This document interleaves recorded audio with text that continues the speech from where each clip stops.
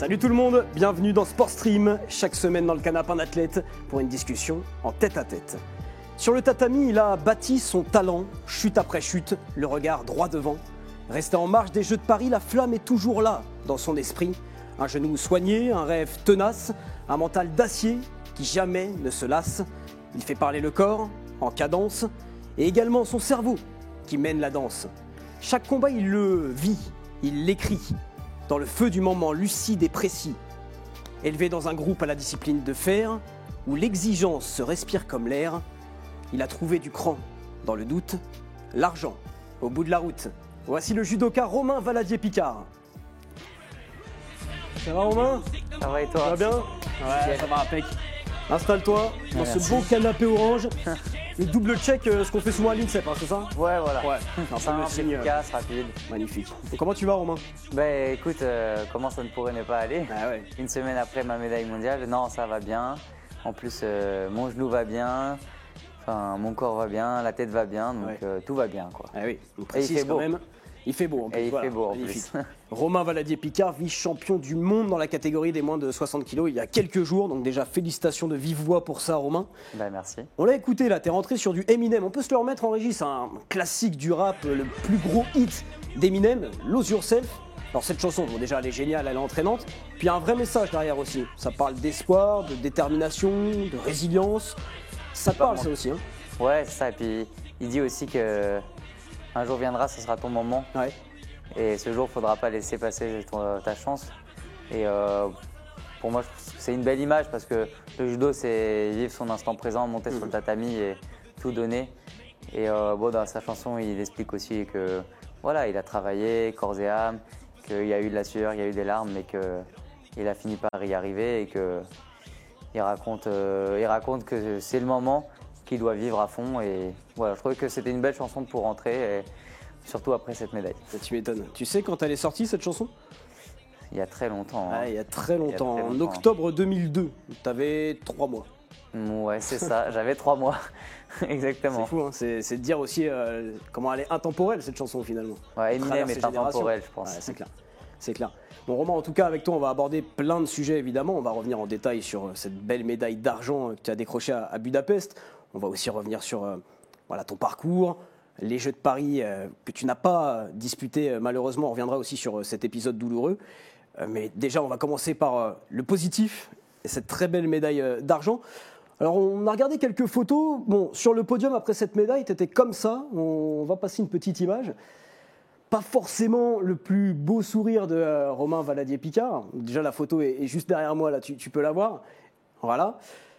Avec un peu de recul maintenant. Alors il y a peu de recul, il y a peu de jours qui se sont passés depuis. Est-ce que tu arrives à la savourer à sa juste valeur, cette médaille d'argent, Romain ?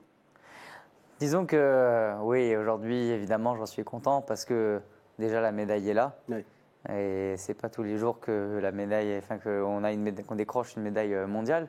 Donc bon, évidemment, c'est génial et ça récompense énormément de travail, énormément de sacrifices.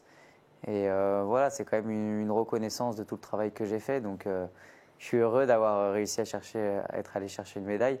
Après, sur le coup, on ne va pas se cacher, j'étais déçu parce que j'entrevois cette possibilité d'être champion du monde. Ouais. Cette possibilité, comme j'avais dit dans une interview précédente, de rentrer dans l'histoire d'or du judo et de marquer les mémoires. Parce que être vice-champion olympique, évidemment, vice-champion du monde, pardon, on marque l'histoire, mais quand on est champion du monde ou champion olympique, on la marque encore plus et de façon vraiment intemporelle. Et c'est quasiment quelque chose qui va dépasser le milieu du judo. Donc bon, voilà, je suis très heureux d'avoir eu cette médaille parce que c'est ma première médaille mondiale, parce qu'elle vient récompenser beaucoup de travail, parce que j'ai subi beaucoup d'épreuves pour en arriver là. Et que aussi parce que je suis encore jeune et qu'elle est promesse de beaucoup d'autres. Mais sur le coup, j'avais surtout cette déception de ne pas réussir à aller décrocher cette médaille d'or. Alors on peut en parler, tu as dit beaucoup d'épreuves. En effet, on va retracer un peu tout ce qui s'est passé pour toi. Donc tu n'es pas sélectionné pour les Jeux de Paris. En mai 2024, tu fais 7e au championnat du monde. En février 2025, tu remportes le Paris Grand Slam. Et puis juste après, ton genou lâche. Tu te pètes le ligament latéral externe, ce qui est quand même une grosse blessure. Tu te fais opérer, double dose de kiné, tu essaies de revenir. Tu reviens quasiment juste avant, en fait, ces championnats du monde. Donc finalement, cette médaille d'argent, c'est la médaille de la résilience aussi, Romain. C'est la médaille de la résilience, c'est la médaille du travail, c'est la médaille de... Ça la rend encore plus belle d'être passé par tout ça? Ouais, je pense que... Disons que c'est comme si un individu qui va tout le temps gagner, qui n'aura jamais perdu, il ne sera pas vraiment heureux de gagner parce que finalement, pour lui, c'est normal de gagner. Et en fait, évidemment, la victoire est d'autant plus belle que tu as galéré pour aller la chercher, que tu as dû surmonter des épreuves, que ça n'a pas été simple, quoi. Ouais, c'est comme la finale de Roland-Garros. Je pense qu'une finale historique parce que l'adversaire était... le match est fou et les opposants, ils étaient incroyables, quoi. Ils jouent tous les deux incroyablement bien. Donc voilà, plus c'est dur d'accéder à quelque chose et plus tu es content de réussir à l'avoir quand tu l'as. Romain, je sais que tu es un mordu de sport. C'est même plus qu'une passion, c'est une obsession, c'est un besoin chez toi. Ouais, une drogue. Une drogue, voilà. Ouais. Mais employons les termes qu'il faut employer. Et en effet, une drogue. Comment tu gères ces périodes d'inactivité, là, par exemple, quand tu te fais opérer? Il y a bien un moment où tu ne peux plus pratiquer. Ouais, c'était pas facile. Parce que, comme tu l'as dit, je suis un mordu de sport. Du coup, après m'être fait opérer, j'avais plus le droit de faire de sport pendant une semaine. Parce que, en fait, on m'a pas transpiré. Et je pouvais pas trop me déplacer. Et puis en plus, j'avais un peu mal. Et rien qu'une semaine, c'est dur chez toi? Ah ouais, c'était dur. C'était vraiment très, très dur. Parce que déjà, rien que 2 jours, j'ai du mal à... Disons qu'au bout d'un jour, le soir, si j'ai pas fait de sport, je dors mal. Donc voilà, une semaine, c'était vraiment dur. Après, du coup, j'ai essayé d'en profiter pour faire d'autres choses, et notamment un peu d'intellectuel, on va dire. Je faisais beaucoup de vidéos. Et après, j'en profitais aussi pour m'intéresser à d'autres sujets hors du milieu du judo. Comme quoi? Par exemple, moi, je suis en école d'ingénieur. Ouais. Donc, j'ai essayé de m'intéresser notamment à l'intelligence artificielle. J'ai essayé de comprendre comment fonctionnent les réseaux de neurones, des choses comme ça. Après, moi, je m'intéressais aussi à d'autres sujets. Par exemple, sur la performance, je me suis mis à lire des livres. Voilà, des petites choses comme ça. Et disons que dans le fait d'apprendre, c'était un peu comme si je faisais du sport dans ma tête, quoi, on va dire. Tu dirais que ça se ressent dans ton style de judo, que tu es un intellectuel un peu, que tu as besoin d'être dans l'analyse, dans la réflexion? Ouais, ça se ressent. Après, un combat de judo, c'est 4 minutes. Ouais. Et un combat de judo, c'est surtout dans l'instinct. Enfin, voilà, c'est un combat, donc tu montes sur un tapis avec un adversaire qui veut excusez-moi l'expression, te casser la gueule. Oui, clairement. Et toi, tu es là pour lui faire la guerre aussi. Donc on retourne vraiment à des instincts primaires. Faut vraiment prendre des décisions très vite. Donc tout ce qui est intellectuel, en fait, je pense que ça doit se faire avant le combat, l'analyse. Et après, il faut laisser place à l'instinct. Et voilà, quand j'étais plus jeune, j'avais un peu de mal à me laisser place à l'instinct. Et ça m'arrivait, par exemple, d'avoir décidé d'une stratégie en début de match et de ne pas la changer, alors même que cette stratégie ne fonctionnait pas. Et ça m'a porté préjudice, notamment l'année dernière, sur les championnats d'Europe où je perds au premier tour, parce que je n'ai pas su m'adapter à l'instant T. Et du coup, ouais, ça se ressent que je suis intellectuel dans le sens où je suis un judoka réfléchi et où, en général, un individu moins fort que moi, sur lequel j'ai les solutions, je ne vais pas perdre parce que je vais être capable de mettre en place ces solutions et complètement neutraliser son judo, quoi, ne laisser aucune opportunité. Après, j'ai réussi aussi maintenant à laisser cette part d'instinct, cette part vraiment qui est propre à un sport de combat. Il y a des sports où il faut prendre des décisions vite, quoi. Comment tu as fait pour la laisser s'exprimer, cette part d'instinct? C'est l'expérience? C'est un truc qui s'est débloqué chez toi? Ouais, déjà l'expérience. Et ensuite, j'ai fait un peu de prépa mentale aussi. Et en fait, même avec mon coach, on s'est dit, mais en fait, je sais faire du judo, quoi. Et donc, en fait, pour me laisser mon corps s'exprimer, je me concentre sur des choses simples, comme prendre la manche ou prendre le revers. Et en fait, que tu maîtrises, que tu sais faire. Voilà. Et une fois que j'ai ça, je me dis pas qu'il faut que je fasse une technique ou ça. Je laisse mon corps faire. Voilà. D'accord. Et c'est à ce moment-là que l'entraînement parle. D'accord. Bon, en tout cas, on l'a vu, ton corps, tu l'as laissé faire pendant ces championnats du monde, ça t'a bien réussi. On va décrypter ensemble un peu ton parcours qui est quand même intéressant. Moi, je voudrais revenir avec toi sur ce premier combat contre l'Italien Andrea Carlino. Déjà, premier combat d'un championnat du monde. Est-ce que c'est le plus difficile, sans parler de l'adversaire, mais juste le contexte, rentrer dans une compétition? Ouais, de manière générale, premier combat d'une compétition, c'est toujours le plus dur. Du coup, avec mon coach, on fait beaucoup de vidéos, pas que les miennes, et on remarque assez bien que même les plus grands champions sur les premiers combats, parfois ils prennent des mecs moins forts, mais ils vont aller au Golden, ils vont gagner 3 Shido, ils vont gagner d'un petit Yuko, alors que en théorie, ils sont bien plus forts que l'adversaire. Ouais. Mais en fait, c'est que le premier combat, il faut rentrer dans sa compète, il faut être capable d'être présent le jour J et de surmonter cette peur de perdre au début, quoi, parce que même si on est habitué, voilà, quand tu combats, tu as peur de perdre au premier tour, tu as peur de décevoir tout le monde. Et du coup, c'est hyper important de bien rentrer dans sa compétition. Et voilà, ça peut arriver de perdre au premier tour alors que tu as les capacités d'aller de gagner et de faire premier, quoi.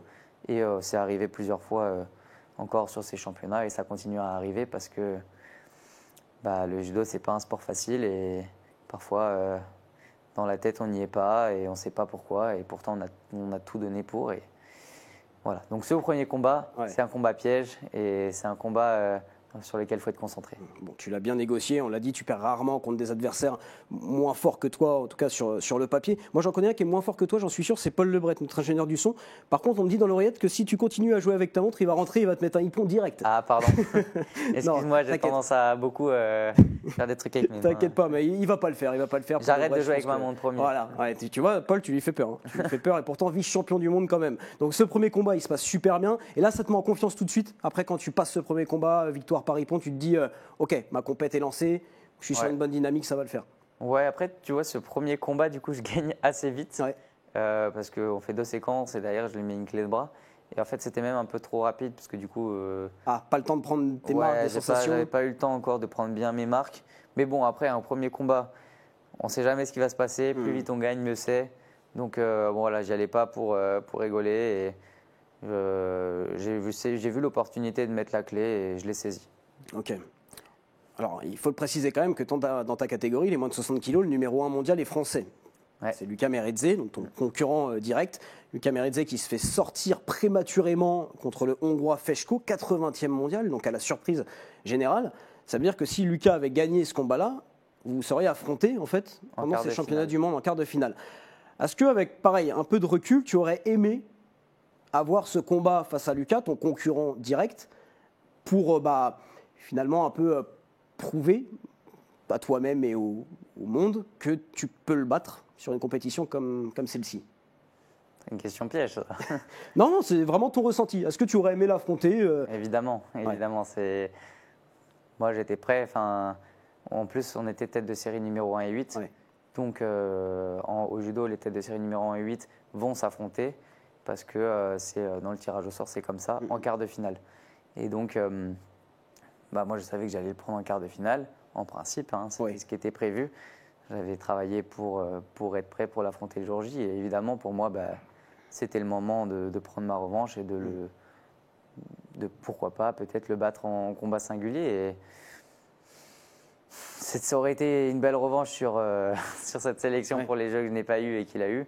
Après, bon, félicitations à lui. Évidemment, il a eu sa sélection, il l'a mérité. Et aujourd'hui, on a vu qu'il a fait vice-champion olympique, la première médaille française. Donc voilà, il a mérité sa place et il en a fait honneur. Mais bon, voilà, pour moi, c'était une belle revanche. Et malheureusement, ça ne s'est pas fait. Mais je pense que nos chemins se recroiseront d'ici Los Angeles. Et un jour, ce combat aura lieu. Et alors, ce Feshko, la 80e mondiale qui vient de sortir le numéro 1, qui arrive, plus rien à perdre finalement, en pleine confiance. Est-ce que tu vois ça comme un combat piégeux quand tu le prends, ou est-ce que tu restes serein en disant, de toute façon, comme tu l'as dit en début d'émission, contre les adversaires moins forts que moi, souvent, je performe? Moi, j'étais plutôt confiant dans le sens où, déjà, c'était un droitier. C'était un droitier que j'avais déjà pris à l'entraînement. Et voilà, il a gagné contre Lucas sur un coup de chance, ou sur un coup de chance, on va dire, sur une erreur de Lucas. Donc moi, je savais ce que j'avais à faire pour le battre. Et je pense que, comme je l'ai dit précédemment, un de mes points forts, c'est vraiment que je perds rarement contre des individus moins forts que moi. Et je savais que j'avais les solutions techniques pour le battre. Donc je ne me suis pas mis la pression plus que ça. Je ne me suis pas dit, il a battu Lucas. Je me suis dit, je vais faire mon match. Je n'ai même pas pensé à ce qui s'était passé avant. J'ai pensé à l'individu que j'allais prendre, aux solutions techniques qu'il avait, aux solutions techniques que j'avais, comment j'allais faire pour le battre. Voilà, j'ai pensé à des choses concrètes et pas à des choses irrationnelles. Et on a vu, ça s'est bien passé. Et je lui ai mis Yuko, Wazari. Donc, J'ai l'impression à t'écouter parler, Romain, que tu te laisses peu submerger par tes émotions quand tu es en compétition. En tout cas, tu arrives à rester très, très lucide, tu t'en tiens au plan presque un peu robot. Ouais, bah, c'est ma façon d'être aussi. Quand je suis en compétition, c'est un autre moi, quoi. C'est Ouais. un moi qui fait abstraction de tout ce qui se passe autour, parce que voilà, c'est important de ne pas se laisser, comment dire, se laisser bouleverser Ouais. ou déstabiliser, c'est plutôt ça le mot, par des choses qui sont extérieures à ce que tu peux changer, quoi. C'est une manière très stoïcienne de voir la vie, mais les choses sur lesquelles tu n'as pas d'influence, bah, autant ne pas se concentrer dessus et se concentrer sur des choses que tu peux changer et que tu peux mener à bien. Donc, ouais, quand je fais une compète, je me concentre sur des choses très concrètes et j'essaye de ne pas me les déstabiliser, surtout que dans un combat judo, en une seconde, tu peux perdre, Bien sûr. comme on l'avait avec Lucas. Donc, mais après, des fois, ça m'arrive de penser pendant le combat. Ah ouais. Par exemple, là, typiquement, avant mon combat quand Lucas a perdu, Ouais. je combattais juste après. Et en fait, quand je faisais mon combat, je pensais un peu à ça et je me disais, bon, allez, là, faut pas que je perde. Ah oui, d'accord. Ouais. Tu étais déjà un peu projeté. Ouais, voilà, je m'étais vraiment projeté parce que je m'attendais aussi à prendre Lucas. Et bon, ça m'avait un peu déstabilisé, mais après, je me suis vite trop concentré dans le match et ça s'est bien passé. Mais voilà, des fois, on se laisse un peu déstabiliser, mais l'objectif vraiment, c'est de se construire sa bulle protectrice que rien ne peut laisser, à travers laquelle rien ne peut passer. Ouais, c'est intéressant, là, justement, entre les combats, qu'est-ce que tu fais en fait? Je me demande toujours ça, là, les judokas. Alors, il y a assez peu de temps finalement, mais tu t'isoles, Ça dépend des compétitions, parce qu'en fait, des fois, tu peux attendre 2 heures un match, et des fois, au bout de 30 minutes, tu es rappelé sur le tapis. Donc moi, j'ai ma petite routine. C'est quoi? À la fin de chaque match, déjà, s'il y a le combat après, je regarde le combat Ok. en mangeant une barre de céréales et une compote. Ah oui, d'accord, mais c'est très. Ouais. Ensuite, du coup, je bois un coup d'eau, un coup de boisson d'effort, tout ça. Ouais. Ensuite, je passe aux toilettes. Et après, je m'allonge un petit peu, je ferme les yeux, je pense à autre chose. Ok. Et après 6-7 combats avant mon combat, je me remets debout, je me remets en mouvement, je me réchauffe une dizaine de minutes, mais très rapidement, quoi, pour ne pas me cramer, garder du jus. Ouais.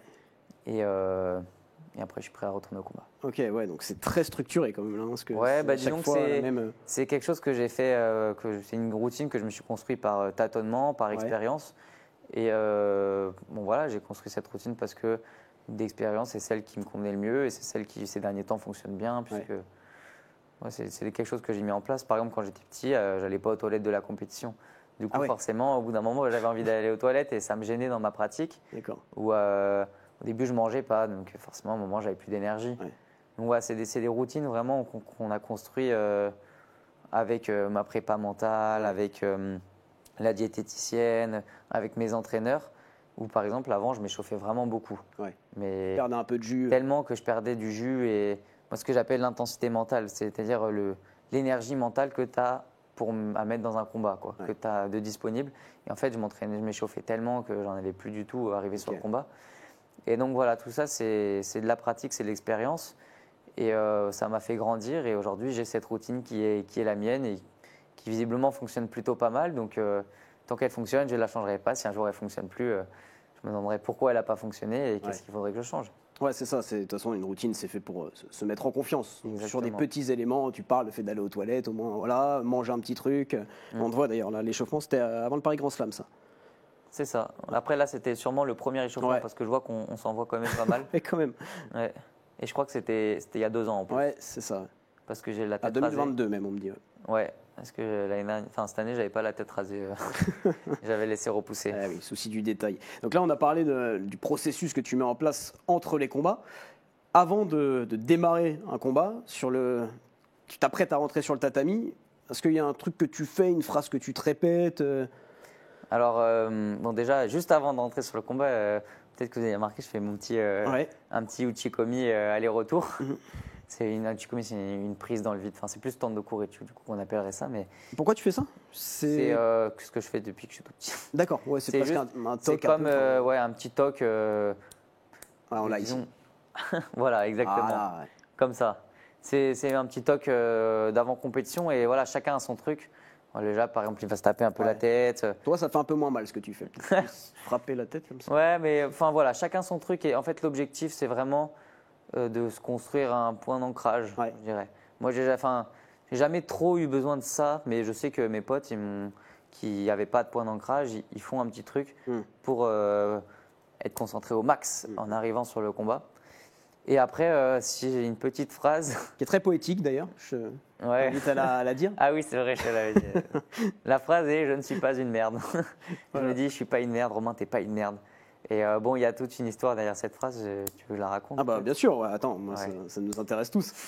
En gros, cette histoire, elle remonte à un certain temps, c'est quand j'étais cadet. Et donc, je sors de cadet, vice-champion du monde, voilà, plutôt prometteur, quoi, on va dire. Mince, ma montre. Et donc, j'arrive au championnat d'Île-de-France, junior, moins de 55. Et je revenais d'une blessure parce que je m'étais fait opérer du coude, juste après le championnat du monde cadet, parce que j'avais une grosse blessure qui traînait et que, en gros, je ne pouvais plus contracter mon triceps. Donc, problématique. Et donc, je me fais opérer du coude et je reviens après 3 mois d'arrêt. J'avais 2 semaines d'entraînement dans les pattes. Et en fait, je perds au premier tour. Le mec m'agresse, je fais une erreur, je me jette sur le dos. Et l'autre, il avait un peu enclenché un outil et je perds, quoi. Contre un mec qui, normalement, je devais pouvoir le battre, quoi. Et voilà, j'étais jeune et je détestais perdre. Enfin, je déteste toujours autant perdre, mais disons qu'à l'époque, c'était vraiment encore pire. Et voilà, cette défaite, elle m'a fait beaucoup de mal. J'ai eu beaucoup de mal à digérer. Je me suis vraiment isolé dans mon coin. J'ai plus parlé pendant 1 semaine. Ah oui. Ouais, j'allais dans les bois, je courais tout seul. Je prenais des douches froides pour me punir. Dépression, quoi, un peu. Voilà, et je me disais, Romain, t'es une merde. T'es vraiment une merde. Tu t'as perdu, que tu mérites pas ta place. Enfin voilà, vraiment, je m'apitoyais sur mon sort, quoi. Derrière, je suis repêché pour les championnats de France junior, donc en moins de 55. Et avec 1 mois de plus d'entraînement, de retour de blessure, je gagne ces championnats de France junior. Et ce jour-là, pour moi, c'était vraiment le soulagement de me dire, non, en fait, t'es pas une merde. D'où cette phrase aujourd'hui qui me motive et qui me ramène à ça, quoi. Et je me dis, non, vraiment, t'es pas une merde, t'es un champion et tu vas pouvoir le faire. C'est marrant que tu aies encore besoin maintenant de te dire cette phrase-là. Tu sais, je suis pas une merde. Enfin, tu devrais presque en être persuadé maintenant, tu vois. Je suis pas une merde, ça devrait être.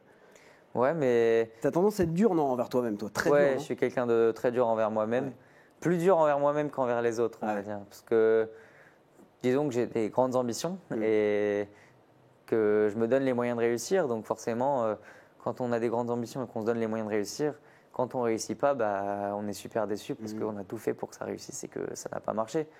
Voilà, dans les études, c'est assez simple. En général, si tu travailles bien, tu vas réussir. Dans le judo, tu as beau t'entraîner plus que les autres, faire toujours le petit truc en plus, rien ne t'assure que tu vas réussir un jour. Donc, ouais, je suis assez dur avec moi-même, mais c'est aussi peut-être pour ça que j'en suis là aujourd'hui. Oui, bien sûr, mais on a pu, ou toi tu as pu le constater, on a pu te le dire que parfois tu pouvais être presque trop dur avec toi-même. Ça, c'est des choses qui ont pu être dites à ton sujet?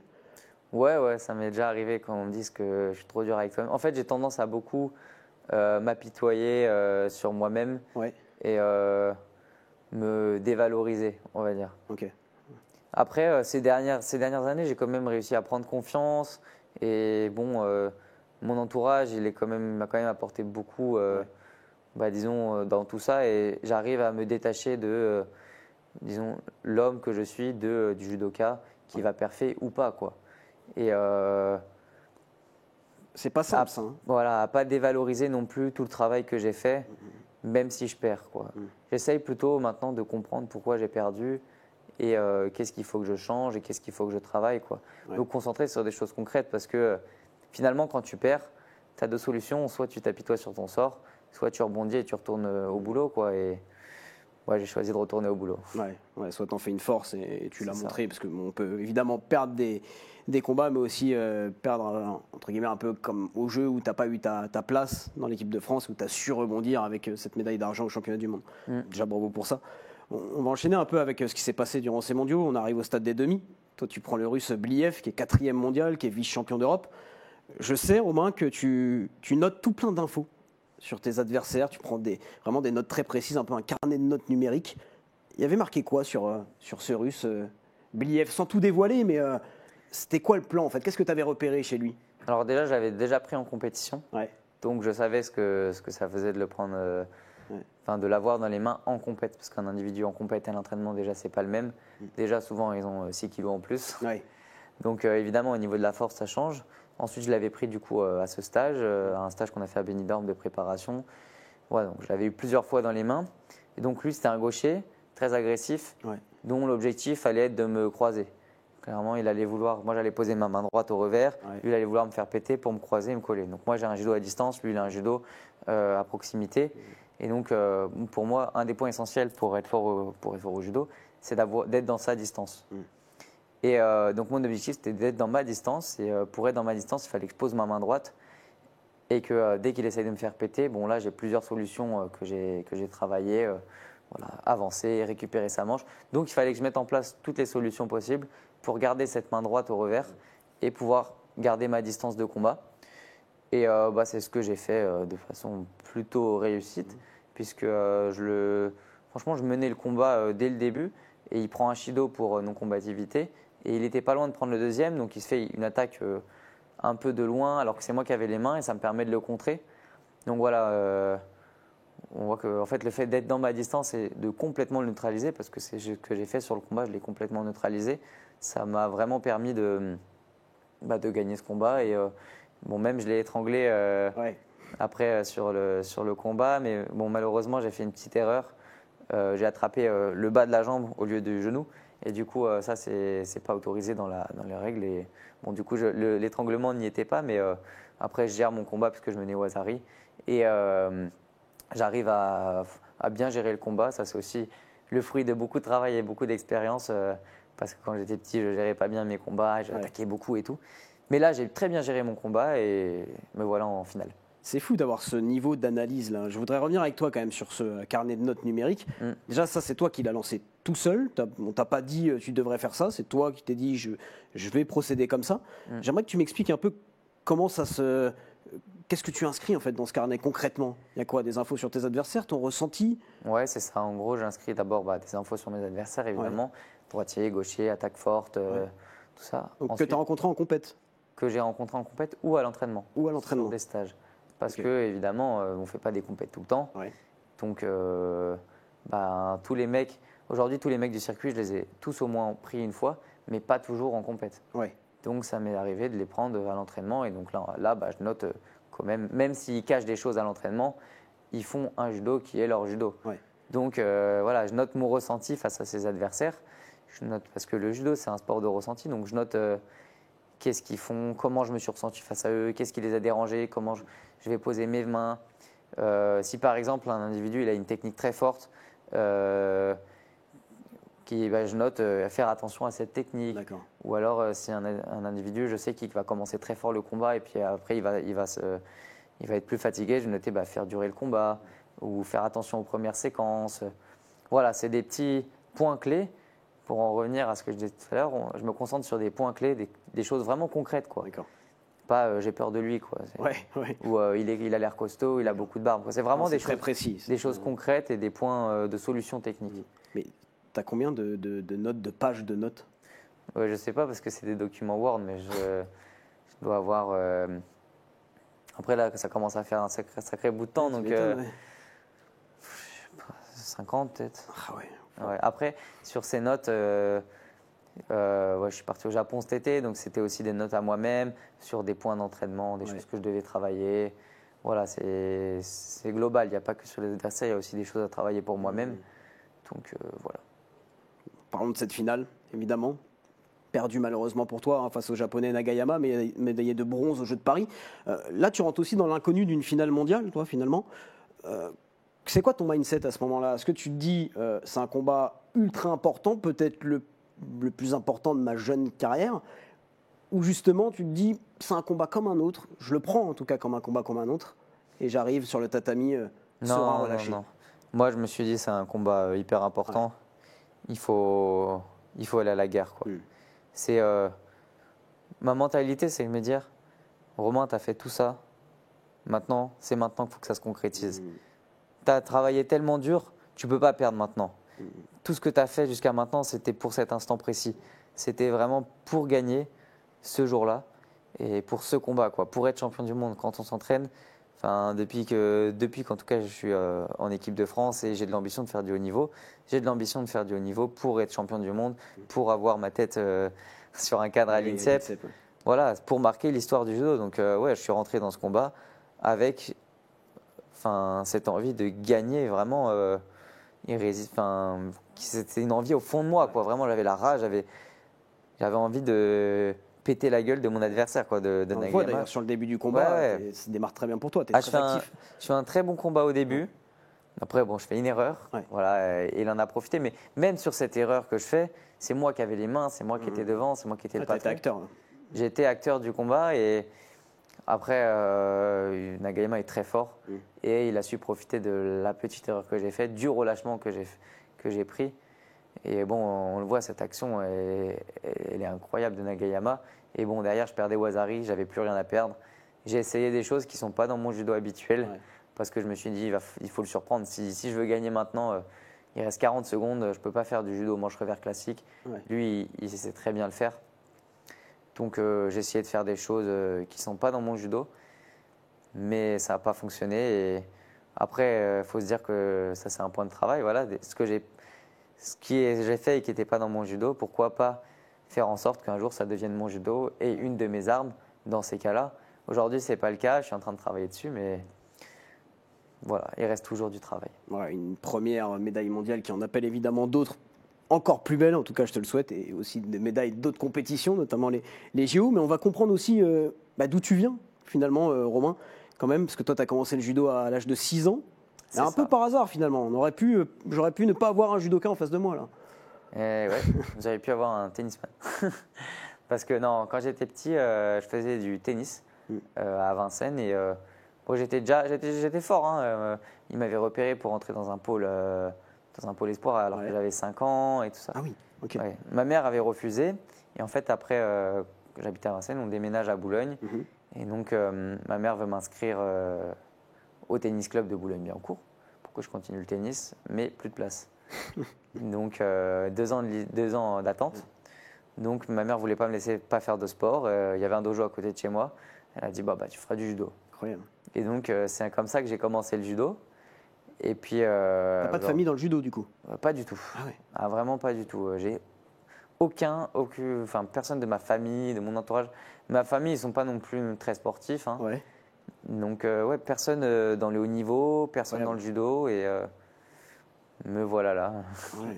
Je ne sais pas pourquoi, mais si je sais pourquoi, parce que j'ai travaillé. Bah ouais. Mais en tout cas, disons que je ne sais pas pourquoi, j'ai toujours eu depuis tout petit cette envie de gagner et d'être le meilleur. Mais ça ne s'explique pas. C'est depuis que je suis tout petit. Tout ce que tu fais. Ouais, même un petit jeu de société, là, enfin un Uno ensemble, si je te bats, tu vas être vénère? Ouais, un peu, mais ça va. Maintenant, j'arrive à dissocier. Le seul jeu où je suis vraiment énervé quand je perds, c'est le judo. Ouais. Et sinon, ça va. Franchement, je reste. Quand j'étais petit, ouais, par contre. Parce que quand j'étais petit, dès que je perdais, je pétais un câble. La première compétition que j'ai faite de judo, c'était les samouraïs. Et donc, je perds avant même d'aller en phase finale, quoi, au pool. Et je me souviens que j'avais pleuré. Et quand j'étais petit, dès que je perdais un combat, je pleurais. Et c'était...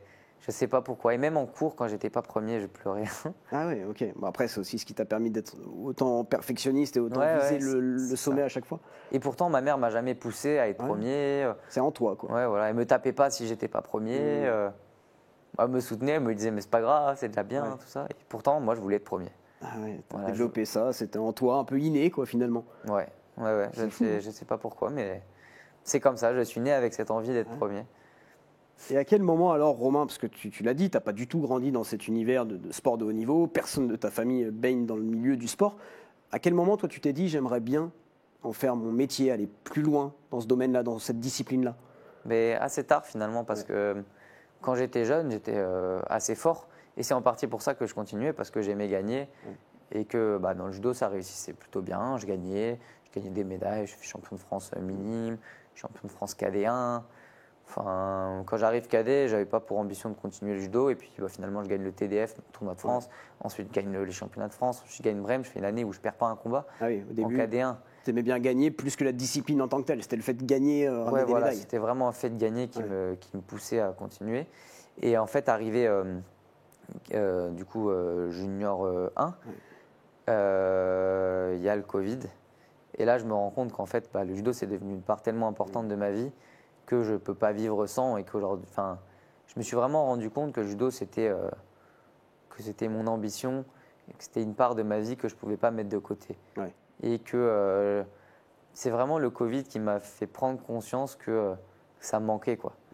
Que ça me manquait et que j'avais envie de faire beaucoup plus que ce que j'avais déjà réalisé, parce que j'avais fait vice-champion du monde cadet, champion d'Europe cadet. Et je pense que, en fait, toutes ces expériences, comme c'était une récompense du travail, que je gagnais, que ça me plaisait, c'est un ensemble de choses qui ont fait que ça m'a poussé à me surpasser et à continuer à m'entraîner pour aujourd'hui arriver là où j'en suis et à me dire le haut niveau, c'est pour moi.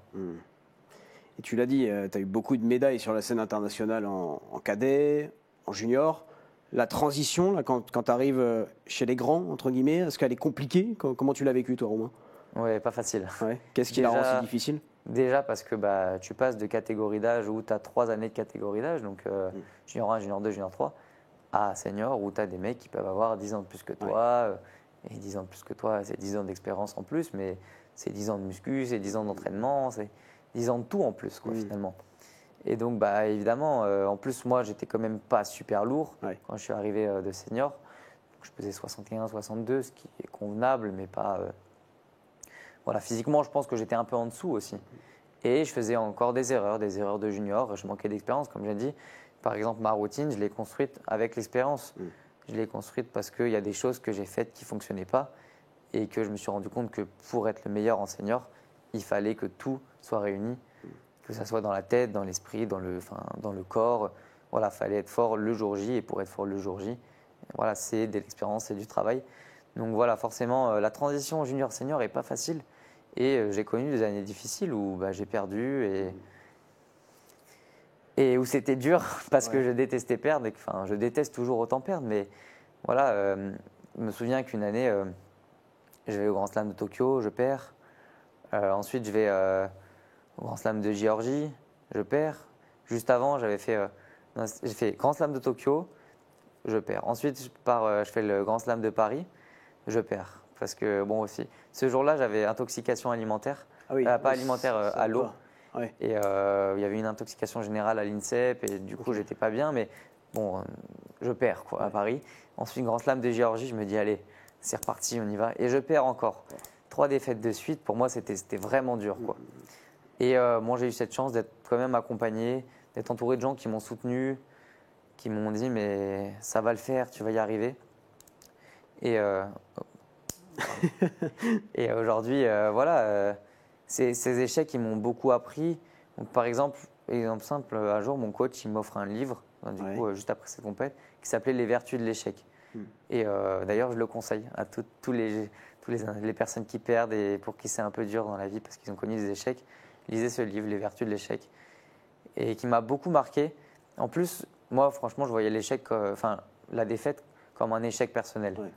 Et c'est la mentalité française aujourd'hui. Quand tu perds, c'est pas bien. C'est nul, c'est rouge, c'est pas bien, quoi. Sauf que c'est pas forcément ça. Perdre, c'est essayer.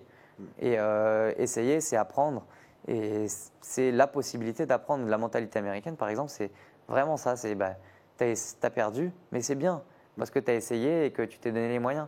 Et réessaye et peut-être que tu y arriveras. Et voilà, il faut apprendre de ses erreurs et il faut tout mettre en place pour réussir à apprendre de ses erreurs, comme je dis, et gagner après, quoi. Voilà. Et puis la réussite est d'autant plus belle que tu as connu l'échec. Exactement, comme tu l'as dit au début d'émission avec cette médaille d'argent au championnat du monde. Il y a eu une période, là, tu parlais de ces 3 défaites consécutives, ou une autre période dans ta jeune carrière où tu as eu envie d'arrêter presque, où tu t'es dit, peut-être, il y a un monde dans lequel c'est peut-être pas fait pour moi, ou tu as eu, tu sais, une phase comme ça Alors compliquée? jamais je me suis dit que j'allais arrêter le Ouais. judo. Enfin, à partir du moment où j'ai décidé que j'allais faire du haut niveau pendant le Covid, à aucun moment je me suis dit j'arrêterai parce que c'est dans ma personnalité, je suis quelqu'un qui va au bout des choses. Ouais. Quand j'ai décidé quelque chose, ben Tu sais les obstacles, mais tu sais que tu voilà, vas je vais le faire. surpasser. Même dans la vie de tous les jours, hein, quand j'ai décidé de faire une séance, rien ne m'empêchera de faire ma séance. D'accord. Il peut y avoir un tsunami, je vais faire ma séance de sport. À part une opération du genou, quoi. Ouais, voilà. Une petite semaine, quoi. Voilà, bon, il y a des choses comme ça qu'on Voilà. peut pas passer outre. Mais après, j'ai eu des moments durs, Oui, notamment ma non-sélection pour les Jeux. exactement. Voilà, c'était vraiment pas facile parce que disons que Lucas avait mérité sa place, mais moi, je n'avais pas démérité la mienne. Parce qu'en plus, on était dans une période où moi, j'étais dans une phase montante. J'avais fait 3e à un Grand Slam. J'avais fait 3e au championnat d'Europe. Bon, lui était champion d'Europe, mais voilà. En fait, la sélection était dure dans le sens où je m'y attendais pas et je m'attendais à ce qu'ils attendent un petit peu. Ouais, Et, remets-nous un peu dans le contexte, Romain, parce que nous, on a reçu, je te l'ai dit en début d'émission, tu es le 9e judoka à être passé dans Sport Stream. Le système d'annonce de sélection pour les Jeux de Paris a fait un peu débat. Ça a été très compliqué pour pas mal de judokas. Nous l'ont dit sur ce canapé dans lequel tu es assis. Comment ça s'est passé pour toi? Redonne-nous un peu le contexte. Ouais, alors le système de sélection est dur. Après, c'est aussi le judo. Hein. Dans le judo, tu n'en auras qu'un. Ouais. Tu n'en auras qu'un au jeu. Il y aura. Tu peux être premier et deuxième. Tu auras un seul mec au jeu. Ouais. Ça, c'est assez dur parce que voilà, moi, j'avais pas démérité. Lucas n'avait pas démérité. On aurait mérité d'aller tous les deux au jeu. Mais du coup, cette sélection, elle a lieu après les championnats d'Europe. Ouais. Et donc, moi, je m'y attendais pas forcément parce que j'avais fait 3e, que lui avait gagné, mais que juste avant, on avait fait une autre compète où j'avais fait 3e et lui avait fait premier tour. Et que, comme je le disais, j'étais dans une phase montante, quoi. J'étais vraiment en pleine bourre, j'étais en train de le rattraper et je commençais à m'imaginer passer devant lui, quoi. Je me disais, pourquoi pas? Lui-même avait réussi à passer devant Walid Kiar 3 ans avant et les Jeux auraient été en 2020, il n'aurait pas fait les Jeux. Donc, je me suis dit, j'ai raison d'y croire. Tout est possible et j'entrevoyais ce qui était pour moi un rêve, vraiment, c'était un rêve. J'ai vécu à Paris, mes amis étaient à Paris et j'y croyais, voilà, j'y croyais. Et en fait, du coup, 2 semaines après ces championnats d'Europe, où moi j'étais euphorique, première médaille européenne, première médaille en championnat chez les seniors, première médaille qui marque, quoi. Et malheureusement, ils annoncent que, je m'attendais pas du tout. Et on arrive à l'entraînement. Moi, pour vous dire, tellement je ne m'y attendais pas, j'étais en train de m'entraîner. Je faisais technique normale. Et ils disent, bon, on va annoncer les sélections avant l'entraînement. Ouais. Et ce jour-là, c'était un jour d'annonce de sélection, donc tout le monde était présent. Voilà, tout le monde était venu, tout ça. Et donc, ils annoncent les sélections. Je me dis, bon, moi, je vais quand même aller écouter, on ne sait jamais. Et là, ils annoncent le prénom. Je me souviens, ils annoncent d'abord les filles. Et donc, arrive le moment des garçons et ils annoncent moins de 60. Titulaire Lucas Mekedze, remplaçant Romain Valadier.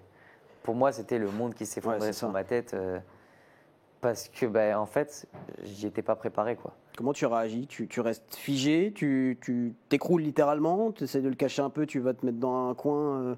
Comment ça se passe? Je sais pas comment dire. Dans ma tête, c'était confusion. Ouais. C'était vraiment confusion. Et pour vous dire, en fait, il y avait séance après. Et bon, ce jour-là, ça rejoint un peu ce que j'ai dit, mais j'avais décidé de faire la séance. Ouais. Donc, j'ai fait la séance. Ah ouais, quand même. Entre les combats, je me mettais dans un petit coin et je mettais des coups de poing dans la porte. Ah ouais, tu m'étonnes. Ouais. Après, je retournais m'entraîner. Et après, je me souviens avoir quitté l'entraînement, m'être habillé vite en parlant à personne. Puis les gens venaient me voir et tout. Et moi, je leur répondais pas et je m'étais barré. Et après, j'ai pris un Vélib et j'avais roulé dans Paris. Voilà, un certain temps. Je sais pas exactement, mais après, au bout d'1 heure et demie, je crois que je me suis arrêté. Je me suis rendu compte que j'avais traversé Paris. Du coup, je suis rentré chez moi. Ok. Voilà. Mais ouais, forcément. plutôt dur. Après, le week-end, j'avais passé le week-end tout seul. Enfin, c'était vraiment pas facile à vivre. J'avais envie de parler à personne, j'étais énervé. Et en plus, derrière ça, 2 semaines après, j'avais le Grand Slam de Tokyo. Ouais. Et ce Grand Slam de Tokyo, c'est pas très bien passé. Parce qu'au premier tour, je combats contre Takato, qui était le champion du monde en titre. Et je perds au premier tour. Donc voilà, période difficile. Et du coup, ce jour-là, ce Tokyo-là, du coup, j'avais décidé de me raser la tête. Ok. Ouais, voilà, remise à zéro. D'accord. Ouais. Et c'est ce que j'ai fait à chaque fois que ça allait pas dans ma vie et que j'avais des moments difficiles. Boule à Z. Ok. Bon, là, vous le voyez, Romain va plutôt bien. Ouais, voilà. Mes cheveux sont longs. Voilà, C'est que ça fait exactement. longtemps que je suis pas tombé en dépression à cause du judo. Mais tu vois, c'est intéressant ce que tu dis aussi parce que, bon, clairement, là, c'est une chance sur deux. Hein, c'était soit toi, soit Lucas Meredze. Il se trouve que c'est Lucas. T'es préparé à ça? Est-ce qu'il y a un monde dans lequel, avant l'annonce, tu te dis, il y a une chance que j'y sois, mais aussi une chance que j'y sois pas, et il faut peut-être que j'essaye un peu de me protéger, de me préparer potentiellement à ce qu'on me dise, Romain, ça ne sera pas toi au jeu. Ouais, bah, là, pour le coup, j'étais pas prêt. Ouais. Parce que je pensais vraiment pas qu'ils allaient sélectionner. La sélection aurait été. En fait, il y avait 3 moments de sélection. Ils avaient annoncé, hein, c'était très correct de leur part. Ils avaient dit il y aura 3 phases de sélection en novembre, en février et en juin. Ou en mars, avril, je ne me souviens plus exactement. Mais il y avait 3 phases de sélection. Et en fait, moi, je me suis dit avec Lucas, on se tire la bourre. Ils vont attendre le Grand Slam de Paris. Et qui était en plus cette année-là un Grand Slam super fort. Il y allait avoir tout le monde allait venir chercher des points, se confronter avant les Jeux, quoi. Et bon, il s'avère qu'au Grand Slam de Paris, Lucas il gagne et moi je fais 7e. Mais en fait, ils auraient annoncé à ce moment-là, j'aurais dit pas de souci, bien joué, tu as été plus fort. Et je pense que La temporalité qui t'a gêné. Ouais, voilà, ça m'aurait fait beaucoup moins de mal parce que à ce moment-là, Lucas il avait largement été au-dessus de moi et meilleur, quoi. Et quand je considère que quelqu'un est meilleur, j'ai aucun mal à dire bravo, tu as été meilleur. Et là, Nagayama, il m'a battu au championnat du monde en finale et il a été meilleur que moi. Et il m'a battu au judo et j'ai rien à dire. J'ai juste à dire bravo et moi, je vais retourner m'entraîner pour te battre la prochaine fois. Mais en l'occurrence, c'est juste que la sélection était un peu injuste. Après, le monde est injuste et ça sera toujours comme ça. Il y aura toujours des gens tristes, des gens heureux. Bien sûr. Mais après, c'est vrai que tu prends quand même un sacré gros coup derrière la tête quand tu apprends ça. On peut appeler ça un traumatisme, hein, clairement.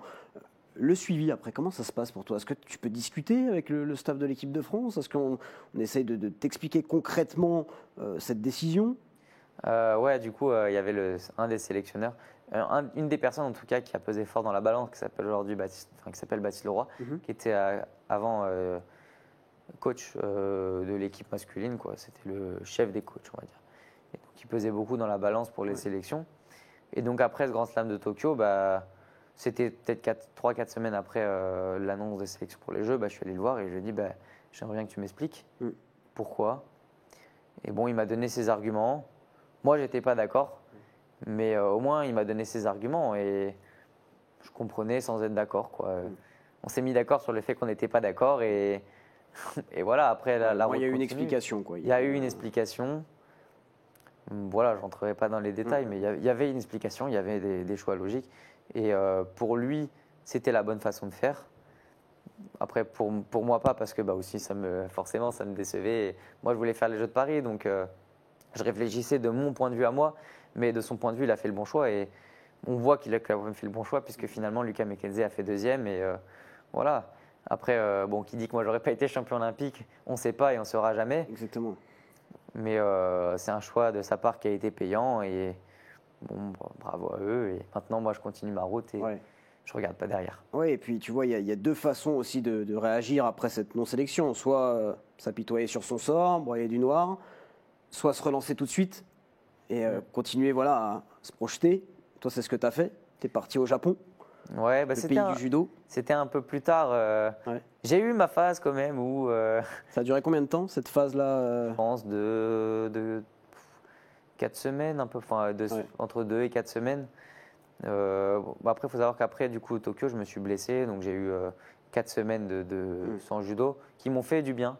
Fait du bien. Et quand je reviens sur le Grand Slam de Paris, franchement, j'étais en forme. Et je fais une bonne compète qui ne va pas au bout et je fais 7e. Mais je fais quand même une bonne compète, même si j'étais déçu. Et derrière, je vais au Grand Slam de Tashkent, je fais 3e. Et voilà,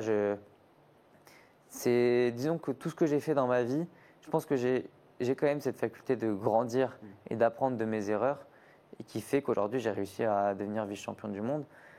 Mais C'était quoi la question? Le Japon, tu pars au Japon pendant les Jeux, en fait. Au moment où la France vibre avec ses Jeux Olympiques, où c'est la grande fête du sport, toi, tu vas au Japon pour t'entraîner, pour progresser. De toute manière, j'avais dit, l'été précédent les Jeux, je m'étais dit, si je ne fais pas les Jeux, je ne resterai pas sur Paris. Ah, c'est clair que là, c'est remuer le couteau dans la plaie. Ouais, c'est ça. Vraiment, j'avais vraiment pas envie de vivre cette émotion qui avait l'air extraordinaire. Hein. Oui. Ça avait l'air vraiment d'être quelque chose de fou, mais de par mon histoire et le fait que moi je passe à côté de ça, j'avais pas envie de le vivre. Oui, t'es pas invité à la fête, quoi. C'est comme il y a une super teuf et toi t'es là et t'es à la porte et derrière la vie. Ça a l'air bien, quoi. Ouais, voilà, exactement.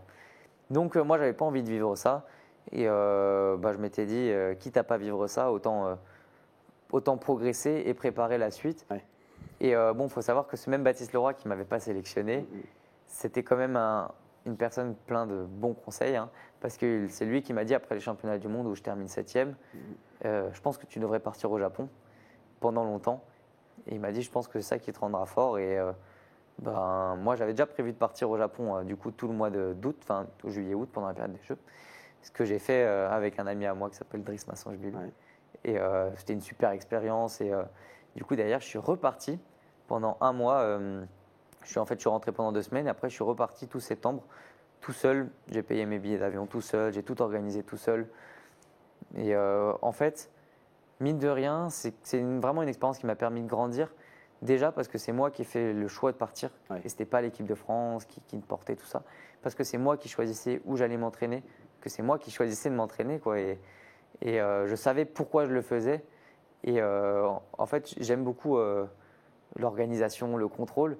Et en fait, vraiment, le fait d'arriver à tout organiser, à tout mettre en place pour plus tard, quoi, pour que je réussisse, pour moi, c'était une super expérience. Et puis, même outre ça, comme je suis parti tout seul, j'ai rencontré des gens extraordinaires. J'ai pu côtoyer le pays du judo, les gens du pays du judo. Et franchement, même si je n'ai pas fait les Jeux de Paris, avec le recul, je me dis que ce stage au Japon, que je n'aurais pas pu faire si j'avais fait les Jeux de Paris, il m'a permis de grandir et c'était une expérience de fou pour laquelle je me souviendrai toute ma vie, quoi. Toute ma vie, je me souviendrai que je suis parti au Japon et que même j'étais avec un de mes meilleurs potes. Donc franchement, même des fois, on se revoit et on y repense et on dit « Ah, c'était bien quand même ouais. ». Et au même, on se redit « Est-ce qu'on ne referait pas ça cet été ou l'été prochain ?» quoi. Tellement on a adoré, quoi. Pour nous, c'était une super expérience culturellement parlant, sportivement parlant, personnellement, socialement. Tout était réuni pour être quelque chose d'extraordinaire. Ouais. Alors on précise, c'était pas des vacances, hein, parce que tu es resté en tout 3 mois et demi, c'est ça? Ouais, et tu as eu 3 jours, c'est ça, où tu as pu un peu profiter pleinement? Ouais, c'est ça. Japon. Grosso modo, j'ai fait 4 jours de visite pour 3 mois et demi d'entraînement parce que les Japonais s'entraînent du lundi au samedi. Donc moi, je m'entraîne du lundi au samedi avec eux. Et leur entraînement, c'est minimum 2h30. Et en plus, il faut savoir qu'au Japon, en juillet-août, il fait vraiment très, très chaud. Et du coup, c'est d'autant plus fatigant. Donc, le week-end, je me reposais. Hein. Qu'est-ce que tu as appris là-bas? Qu'est-ce qu'il y a de différent entre la patte française, concernant le judo, et la patte japonaise? Disons que les Japonais, c'est des gens qui font déjà du judo manche-revers, tous. Ouais. Et du coup, c'est un judo beaucoup moins agressif qu'en France. Et en fait, ils posent leurs mains, ils prennent le temps de poser leurs mains. Après, ça se bagarre, hein. Ouais. C'est quand même la guerre, mais ils posent leurs mains et ils ne vont pas faire de fausses attaques, chercher à fuir. En fait, ça te permet de poser ton judo et d'apprendre à le construire. Moi, quand j'étais plus jeune, j'avais un judo où j'attaquais beaucoup très vite. Ouais. Et donc, en fait, le fait de partir au Japon, j'ai pu apprendre à vraiment poser mes mains, être patient, construire l'action vers le hippon. Et en fait, eux, les Japonais, c'est ce qu'ils cherchent. Ils cherchent le hippon. Ils cherchent la beauté du sport, du judo. Et même, c'est ce qu'il dit Nagayama. Il dit que lui, quand il fait son interview, il explique que lui, il fait du judo pour mettre des beaux hippons. Après, des fois, ça leur porte préjudice aussi. Et là où nous, les Français, on cherche absolument à gagner. Et on est capable de mettre en place des tactiques un peu de filou, on va dire. Gagner au shido, monter sa main, être agressif. Là où les Japonais n'en sont pas capables. Donc, je pense que pour moi, le judo japonais, il m'a beaucoup appris, mais le judo français aussi. Et je me nourris à la fois de ces deux façons de faire du judo. Et Pour vous donner un exemple, Nagayama, il est venu en France pour s'entraîner pendant 1 mois. Ouais. Donc, comme quoi. Aussi. Voilà. C'est ça. Le but, c'est de devenir le meilleur du monde, pas de devenir le meilleur du Japon, pas de devenir le meilleur de la France. Et pour devenir le meilleur du monde, il faut se nourrir de tous les pays du monde. Et voilà, chaque pays a sa façon de faire du judo.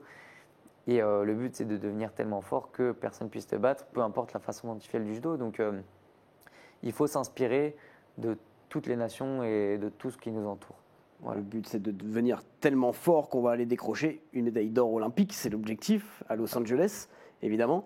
Tu es déjà là, alors c'est on est en quoi, 2025, dans un peu plus de 3 ans. Ouais, 3 ans. Tu es déjà obnubilé là, par ça? Tu y penses déjà non, presque tout le temps, ou tu arrives quand même à. Pas encore. Si j'étais omnibulé par ça, je pèterais un câble. C'est clair. C'est dans 3 ans, 3 fois 365 jours. Ça fait beaucoup de jours à penser à ça. Non, moi je suis quelqu'un qui pense plutôt à des objectifs proches. J'aime me fixer des objectifs à court terme et avoir en tête, dans un coin de ma tête, ces objectifs à long terme. Mais je trouve qu'avoir un objectif plus proche, ça revient comme un combat de judo. Tu te concentres sur des choses concrètes que tu peux mettre en place dès aujourd'hui. C'est pas se concentrer sur un monde fantastique auquel tu n'as pas accès. C'est se concentrer sur un placement de main qui va te permettre de tout dégager une solution pour après réussir à vaincre un adversaire. Et voilà, tu veux vaincre l'adversaire qui est devant toi et la motivation vient de là, quoi. Elle vient du fait que tu peux mettre en place que tu travailles. Et, avant les Jeux Olympiques, il y a beaucoup d'autres compétitions. Et je pense que si je pensais déjà aux Jeux Olympiques, je me perdrais. Tu te grilles un peu sur. Voilà, tu finis par te griller. Et je pense que c'est important de penser aux compètes qui viennent et de penser au jour le jour. Enfin, peut-être pas au jour le jour, mais au mois le mois, quoi. Ou à l'année. Et voilà, cette année, j'ai fait une bonne saison parce que mon objectif, ce n'était pas d'être champion olympique, c'était d'être champion du monde en 2025 à Budapest. Voilà, je ne pensais pas au jeu, je pensais à marquer l'histoire du judo français au championnat du monde. Et d'ici Los Angeles 2028, il va y avoir encore 3 championnats du monde où je ne compte pas faire configuration, quoi, que je compte gagner. Et voilà, les jeux, c'est hyper important. Mais si je suis 3 fois champion du monde, je marquerai l'histoire du monde du judo français et du judo tout court. Donc voilà, on va d'abord être champion du monde. Étape par étape. Et après, champion d'Europe aussi. D'abord champion d'Europe, ensuite champion du monde, et ensuite je penserai à champion olympique. Magnifique. Et puis comme dirait mon coach, comme ça j'aurais rempli le triple projet. Exactement. Champion d'Europe, champion du monde, champion olympique. Je le disais en intro, Romain, toi tu as été élevé dans un groupe à la discipline de fer où l'exigence se respire comme l'air, c'est ça, c'est les forces spéciales, avec notamment Maxime Gayap et Johan Benjamin Gaba, qui a fait champion du monde. Mais il me semble que les petits, là, les 2 petits, ils ont un message pour toi. Écoute-les. Enfin, les 2 petits. Ils sont plus grands. Ouais, mon gars. Félicitations, frérot. Félicitations encore, frérot. On va encore C'est pas fini, tu connais, on va encore taper. Bientôt l'heure pour toi, moi. C'est ça, frérot. Et voilà. Message court, efficace. Je retire ce que j'ai dit. Vous n'êtes pas petits, les gars. Je ne veux pas me faire défoncer. Ça, c'est un groupe aussi qui te pousse vers le haut, ce que vous appelez les forces spéciales. Ouais, bah évidemment. Je pense que cette effervescence collective, elle est hyper importante dans une progression, enfin, quelle qu'elle soit, quoi. Que ça soit une classe en cours, que ça soit une équipe de foot. Et le judo, c'est un sport individuel, mais que tu ne peux pas pratiquer tout seul, quoi. Et dans le cas de mon groupe, c'est la même chose, en fait.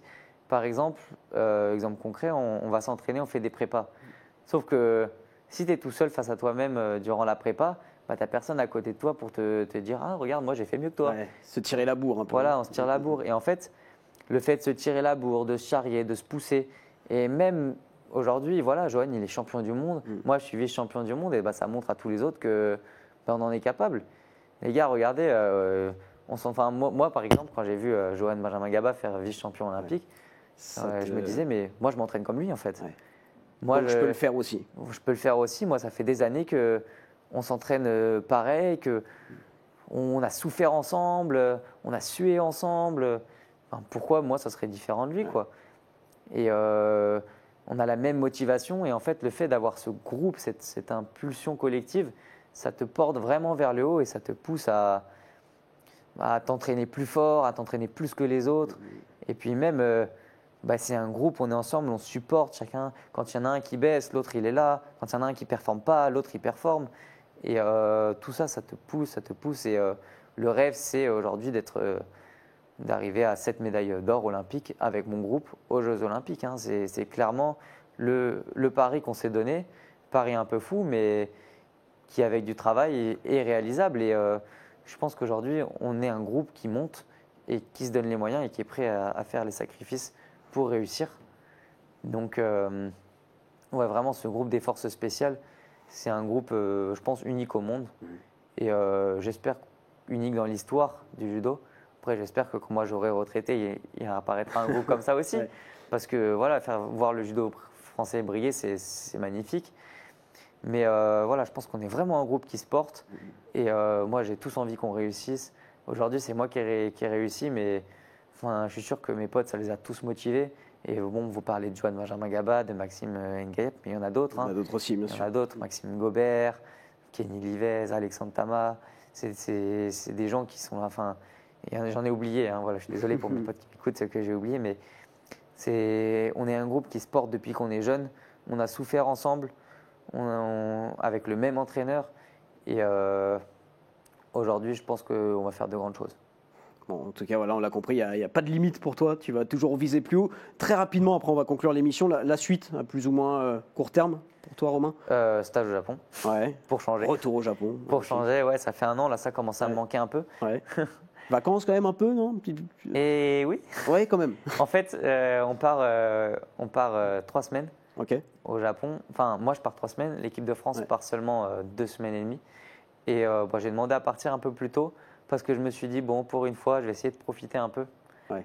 Et donc, je pars au Japon le 30 juin, le lundi 30 juin, donc dans 2 semaines. Et je vais grimper le mont Fuji. C'est génial, ça. Voilà. Et puis après, peut-être que je commencerai quand même à m'entraîner un peu avant les autres. Ouais, toujours. Puis en plus, moi, j'ai fini mon championnat vendredi. Et eux, ils ont encore les équipes demain. Donc voilà, j'ai quand même terminé la compète bien avant eux. Ouais. Je prends 2 semaines de vacances. Ou je continue un peu à faire du sport quand même. Mais un petit peu tous les jours, quoi, c'est ça? Un petit peu au moins 1 fois par jour. Au moins, minimum. Minimum par jour. Sinon, je dors pas la nuit. Mais minimum 1 fois par jour. Et puis, pas de judo, quoi, pour laisser mon corps et notamment mon petit genou se reposer un petit peu. Et ensuite, je reprendrai au Japon. Et quoi de mieux que reprendre le judo au Japon après avoir été vice-champion du monde et battu par un Japonais, quoi, finalement. Ouais. Romain, je te remercie. C'était génial. Franchement, j'ai pas vu l'heure passer. On pourrait encore discuter. Je te félicite encore pour ta très belle médaille d'argent au championnat du monde. Je te souhaite d'en décrocher plein d'autres. Et je te donne rendez-vous déjà pour les prochaines compétitions qui arrivent et puis pour Los Angeles aussi.